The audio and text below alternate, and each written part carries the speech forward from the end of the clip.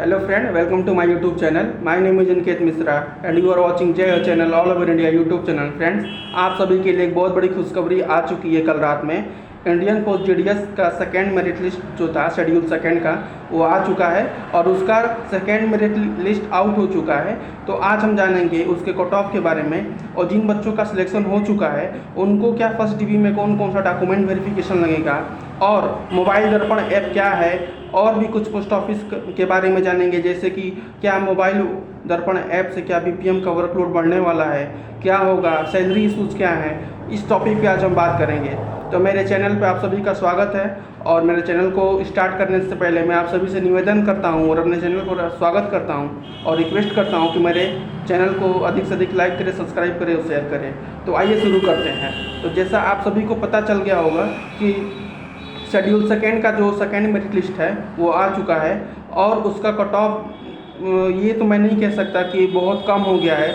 1-2% का कहीं कहीं 1-2% का वही लेस देन 1 या 2% दिखा रहा है। बाकी वही 98, 99, 100 कट ऑफ यही आपका गया हुआ है। लेकिन जिन बच्चों का सिलेक्शन हो चुका है उनको बहुत बहुत शुभकामनाएं। आप अपना डीवी कराइए अच्छे से और इस नौकरी को ज्वाइन करिए। और जिन बच्चों का सिलेक्शन नहीं हो पाया है तो आप थर्ड या फोर्थ लिस्ट का वेट करिए, क्योंकि दिक्कत ये है कि कट ऑफ कम हो ही नहीं रहा है। क्योंकि बहुत सारे टॉपिक हैं इस पे बात करने के लिए कि क्या कारण है कि कट ऑफ कम नहीं हो रहा है। तो मेजर प्रॉब्लम ये है कि जो बच्चे फॉर्म डाल रहे हैं, अभी 1-2 वैकेंसी से ये देखा जा रहा है तो ऑल सबका 99-100 जा रहा है। तो जिनका अगर रिजेक्शन हो भी जा रहा है तो उसके बाद वाले बच्चे का भी 99 ऐसे पड़े हुए हैं। तो 95-96 और 97 वाले का चांस आप मान के चलिए कि फिफ्थ लिस्ट अगर आता है तब जाकर उसमें कहीं इन लोगों का चांस आएगा। फिलहाल अभी सेकेंड लिस्ट में तो कहीं का 96, 97, 95 या पीडब्ल्यूडी वालों का ऐसे चला गया है। तो मिनिमम जो कट ऑफ इस बार का भी है वो 98, 99 और 100 यही है इस बार का की कट ऑफ। बट जिनका सिलेक्शन हो चुका है आपको बहुत ढेर सारी शुभकामनाएं और जिनका नहीं हुआ है वो थर्ड या फोर्थ लिस्ट का वेट करिए। और जिन बच्चों का सिलेक्शन हो चुका है आज हम जानेंगे कि उनके कट ऑफ और डॉक्यूमेंट वेरिफिकेशन में क्या क्या लगेंगे। तो उनके जो फर्स्ट डॉक्यूमेंट वेरिफिकेशन जो 14 दिन के पहले कराना पड़ता है, जिनका मेल अभी तक आ चुका होगा। और जो बच्चे बहुत सारा कमेंट आया था कि मेरा शॉर्ट लिस्ट में जो रजिस्ट्रेशन नंबर है वो है बट मेरे पर मेल और मैसेज नहीं आया है।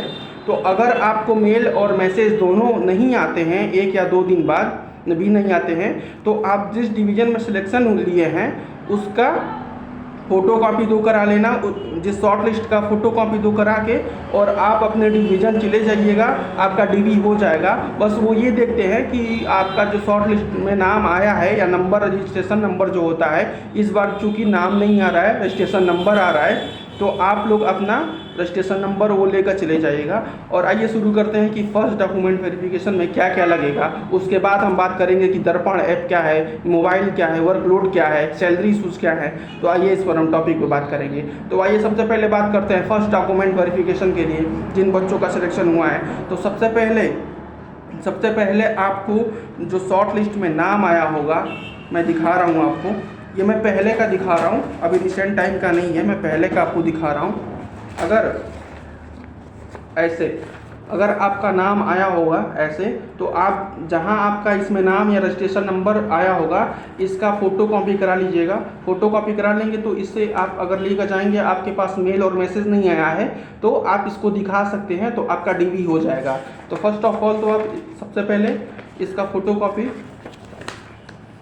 2 जेरोक्स कॉपी करा लेंगे तो सही रहेगा। आप उसके बाद से आप 10th का मार्कशीट जो होता है उसका 2 फोटो कॉपी करा लीजिएगा। उसके बाद से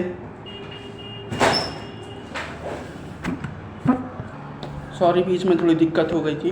तो उसके बाद से आप लोग 10th का सर्टिफिकेट उसका 2 फोटो कॉपी ले लीजिएगा, आधार कार्ड ले लीजिएगा, पैन कार्ड ले लीजिएगा। और अगर आपने जहाँ से हाई स्कूल पास किया है उसका पास आउट का करेक्टर सर्टिफिकेट अगर आपके पास होगा, ध्यान से देख लीजिए आप लोग, ध्यान से देखिए। अगर ऐसा स्कूल वाला भी करेक्टर सर्टिफिकेट रहेगा तो आपका काम चल जाएगा। उसके बाद से अगर जो बच्चे जनरल कैटेगरी में आते हैं या जो जो बच्चे ओबीसी में हैं, तो जनरल वाले बच्चों का तो ईडब्ल्यूएस लगेगा और ओबीसी वाले बच्चों का कास्ट सर्टिफिकेट लगता है।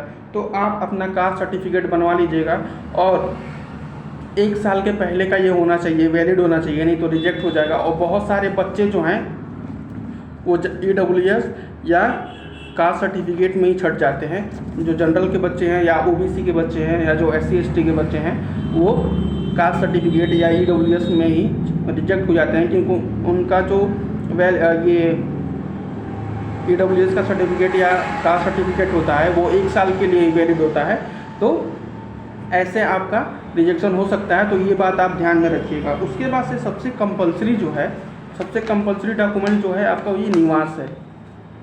निवास सबके पास रहना चाहिए और इसका भी निवास का 3 साल होता है। तो आप लोग देख लीजिएगा कि आप डेट ऑफ एक्सपायरी इसका ना हो, ये 3 साल का होना चाहिए। ध्यान से देख लीजिए आप लोग, ऐसा ही होता है निवास। उसके बाद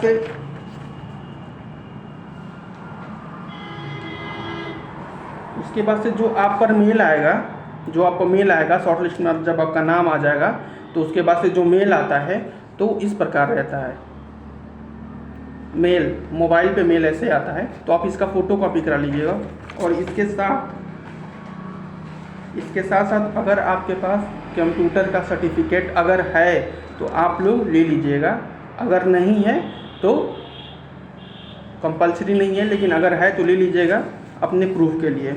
उसके बाद से ये जितना सारा डॉक्यूमेंट्स है, जैसे मैं फिर एक बार रिपीट कर देता हूँ, क्लास 10 का मार्कशीट, आधार कार्ड, पैन कार्ड, निवास, अगर बच्चे जनरल कैटेगरी से हैं तो ईडब्ल्यूएस, अगर ओबीसी और एससी एसटी से आते हैं तो कास्ट सर्टिफिकेट, और अपना ईडब्ल्यूएस का 2 फोटोकॉपी, कास्ट सर्टिफिकेट का 2 फोटोकॉपी, आधार कार्ड का 2 फोटोकॉपी, पैन कार्ड का 2 फोटोकॉपी, और उसके बाद से कंप्यूटर का 2 फोटोकॉपी, इन सब का 2 फोटोकॉपी, और 4-5 अपने पास फ़ोटो रख लीजिएगा। और अगर किसी बच्चे के पास करेक्टर सर्टिफिकेट है, अगर है क्लास 10th वाला तो वो ले लेना, उससे काम चल जाएगा। अगर नहीं है, अगर आपके पास टाइम कम है तो आप अपना करेक्टर सर्टिफिकेट जो है वो सेकेंड डीबी में भी दे सकते हैं। आपको डिपार्टमेंट मना नहीं करेगा या आपका डीबी रिजेक्ट नहीं करेगा, आपका डीबी सक्सेसफुली हो जाएगा। और उसके साथ साथ आप लोग मेडिकल जो होता है, जो ये कहा जाता है कि किसी भी गवर्नमेंट हॉस्पिटल से बनवाना है, तो आप लोग अपने शहर में जहाँ रहते होंगे वहाँ के किसी भी निजी सरकारी अस्पताल से एक अपना मेडिकल सर्टिफिकेट बनवा लीजिएगा। अगर वो चीज़ वैसे तो ज़्यादा टाइम लगता नहीं है, 1 या 2 दिन में बन जाता है। अगर आपके पास टाइम नहीं है और आप नहीं बनवा पाए हैं तो आप फर्स्ट डीबी में ना सबमिट करके सेकेंड डीबी में सबमिट कर सकते हैं। डिपार्टमेंट आपको कुछ बोलेगा नहीं, यह आपको छूट मिल जाता है कि आप सेकेंड डीबी में भी अपना मेडिकल दे दीजिएगा। और उसके बाद से जब आपका फर्स्ट डीबी हो जाएगा तो प्रूफ के तौर पे आपको ऐसा लेटर मिलता है। ध्यान से देखिए आप लोग, आपको ऐसा लेटर मिलेगा। ये एक्सेप्टेड लेटर होता है, इसमें आपका सिग्नेचर और डेट रहेगा। और ये जो है ये सीआई करते हैं, कंप्लेन इंचार्ज जो होते हैं हमारे, वो आपका डीबी करते हैं। तो ऐसा मिलेगा, ये आपको सबमिट नहीं करना है, ये आपने पास रखना है। इसको आपको सबमिट नहीं करना है, इसको अपने पास रखना है प्रूफ के तौर पे। जब सेकेंड डीबी के लिए जाएंगे तो इसको ले जाइएगा। ये इसलिए होता है कि ये आपका प्रूफ है कि आपका फर्स्ट डीबी हो चुका है। और अगर आपका फर्स्ट डीबी हो गया तो आपका 90% चांस क्लियर हो गया है कि आप जीडीएस ज्वाइन करेंगे ही करेंगे, क्योंकि सेकेंड डीबी में फॉर्मेलिटी पूरा किया जाता है और कुछ नहीं, मायने फर्स्ट डीबी रखता है। और दूसरी बात, बहुत सारे बच्चों को फर्स्ट डीबी में अटेस्टेशन फॉर्म मिलता है। अटेस्टेशन फॉर्म में क्या होता है कि उसमें आपको अपने गांव के सरकारी प्रिंसिपल या किसी पुलिस स्टेशन के किसी भी एम्प्लॉय या रेलवे, कोई भी गवर्नमेंट एम्प्लॉय से उनका सिग्नेचर, उनका नाम, पता और उनके द्वारा किया गया प्रमाणित कि ये आपका ज्वाइनिंग जीडीएस पोस्ट ऑफिस में हो रहा है, और ये प्रूफ के तौर पे किया जाता है। और ये चीज़ वही कर सकते हैं जो केंद्र सरकार के कर्मचारी होंगे, राज्य सरकार के ना हो, केंद्र सरकार के कर्मचारी हों, सेंट्रल गवर्नमेंट का एम्प्लॉय हो, वही आपका जो है फॉर्म सबमिट कर सकता है और अटेस्टेशन फॉर्म में ये पूरा प्रोसेस किया जाता है। इसके लिए आपको 13 से 14 दिन का टाइम मिल भी सकता है, या डिपार्टमेंट के ऊपर है कि डिपार्टमेंट आपको कब बोलता है कि इसको कब सबमिट करना है, तो उसके अकॉर्डिंग आपको चलना पड़ेगा। और जहाँ तक बात है कि अटेस्टेशन फॉर्म और मेडिकल के फॉर्म के बारे में, तो इन दोनों के लिए आपके पास टाइम अवेलेबल है, आपको परेशान होने की कोई ज़रूरत नहीं है, आप अपना कभी भी करा सकते हैं। तो ये छोटा सा प्रोसेस होता है और 4-5 डॉक्यूमेंट लेकर जाइएगा, जो मैं बता चुका हूँ, मैं फिर रिपीट कर देता हूँ। क्लास 10 का मार्कशीट, उसका 2 फोटोकॉपी, निवास का 2 फोटोकॉपी, आधार कार्ड का 2 फोटोकॉपी, पैन कार्ड का 2 फोटोकॉपी। अगर बच्चे जनरल कैटेगरी से आते हैं तो EWS का 2 फोटोकॉपी, अगर बच्चे OBC और SC/ST से आते हैं तो अपना कास्ट सर्टिफिकेट उसका 2 फोटोकॉपी, कंप्यूटर सर्टिफिकेट का 2 फोटोकॉपी। अगर मेडिकल आपका बन जाता है तो उसका 2 फोटोकॉपी करवा लीजिएगा। ये सब लेकर 5 फ़ोटो ले लीजिएगा अपना, और वहाँ पे आपको अंडरटेकिंग वाला फॉर्म मिलता है। अंडरटेकिंग वाले फॉर्म में क्या होता है मैं आपको थोड़ा सा हिंट कर देता हूँ, ताकि आपको कोई दिक्कत ना हो वहाँ पे। अंडरटेकिंग फॉर्म ऐसे ही मिलता है, आपको ध्यान से देख लीजिए। अंडरटेकिंग वाली फॉर्म में क्या होता है कि आपका नाम, आपके पिता का नाम, आपका ब्रांच BO कौन सा है, आप किस पोस्ट पे हुए हैं, और प्लेस क्या है, किस डिवीज़न में हुए हैं, वो लिखना रहता है। और इसमें ये प्रोसेस आपको अंडरटेकिंग वाले फॉर्म 8 पेज का मिलेगा, जिसमें आपको यही करना पड़ेगा। और पहले पेज में क्या होता है कि पहले पेज जो होता है उसमें आपका नाम, डेट ऑफ बर्थ ये लिखना रहता है, और आपने क्लास 8 कहाँ से पास किया है उसमें केवल आपका नाम रहेगा और स्कूल का नाम रहेगा, उसमें कुछ रजिस्ट्रेशन नंबर नहीं मांगेगा।